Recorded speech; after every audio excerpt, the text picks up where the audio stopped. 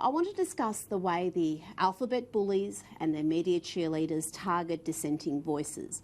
This week, it's tennis legend Margaret Court, who will not have the 50-year anniversary of her Grand Slam year celebrated in the manner that Rod Laver's was, because she dared voice her opposition to same-sex marriage. Now, on a personal level, you'd be hard-pressed to find someone whose belief system, including attitude to gay marriage, is more at odds with mine than Margaret Court's. After all, she's a devout woman with traditional, religiously mandated views, while I'm an atheist, single mum who couldn't give a stuff who marries who. But though I disagree with her, I will vehemently defend her right to speak her mind without being punished. Indeed, it takes great courage to speak your mind in 2019, particularly if you are challenging the trans agenda or other issues where groupthink has taken hold.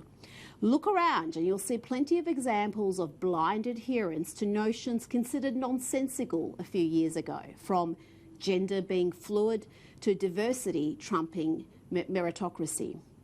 But there are a few brave souls willing to challenge the dominant orthodoxy. Musician Kanye West, comedian Dave Chappelle, and feminist scholar Germaine Greer are among the few who refuse to conform to the progressive groupthink demanded by the media, academia and celebrity class.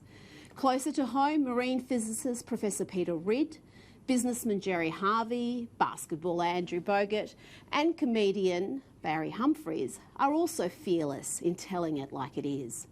In the age of online mobs and cancel culture, individuals can pay a heavy price for stating uncomfortable truths or opinions, even when those opinions are mainstream. We've seen Germaine Greer being blacklisted from speaking engagements and writers' festivals, and Kanye West has been maligned as crazy, stupid, and a race traitor. Among the most influential and often vicious groups targeting dissenters are trans activists, backed by powerful media voices, who have had great success in intimidating and silencing those who question their agenda. Barry Humphries is a good example. He was stripped of the honour of having the Melbourne Comedy Festival's biggest award bear his name. Tennis great Martina Navratilova was dropped by an LGBT charity for saying transgender athletes have an unfair advantage.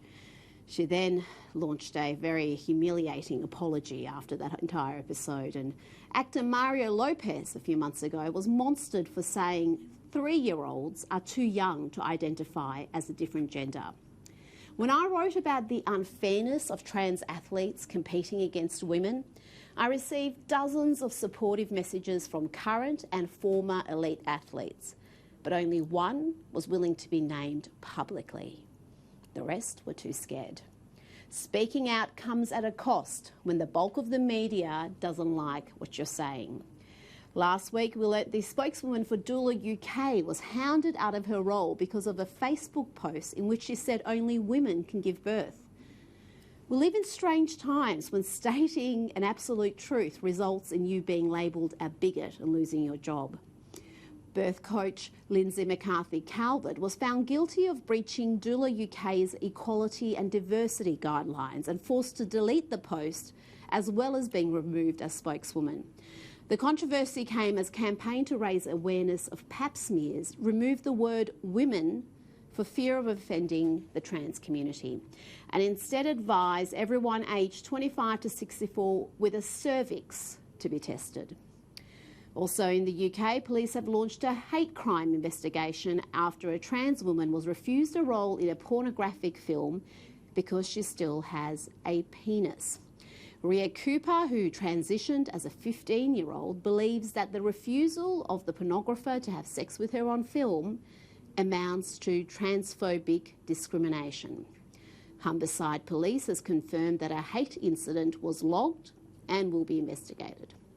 It's easy to believe that the UK is the epicentre of trans excesses, but the same phenomenon is present in the US, Canada and right here in Australia, where the Safe Schools program is compulsory in Victorian state schools, and you can identify as a different gender every year on your birth certificate in some states.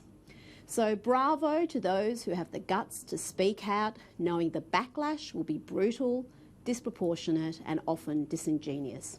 As the saying goes, the opposite of bravery is not cowardice, but conformity.